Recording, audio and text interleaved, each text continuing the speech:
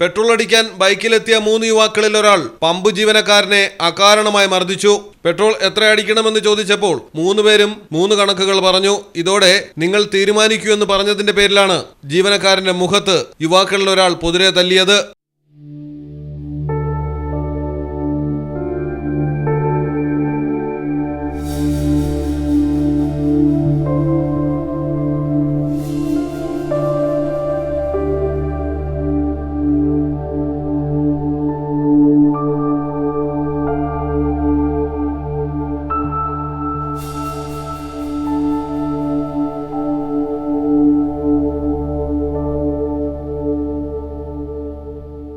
പാലക്കാട് ഒറ്റപ്പാലം വാണിയംകുളത്തെ Indian oil petrol പമ്പിലെ തൊഴിലാളിക്കാണ് മർദ്ദനമേറ്റത്.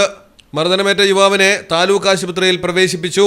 പെട്രോൾ പമ്പ് താൽക്കാലികമായി അടച്ചിരിക്കുകയാണ്. പ്രതികൾക്കായി പോലീസ് അന്വേഷണം ആരംഭിച്ചു. മലയാളം ടെലിവിഷൻ, പാലക്കാട്.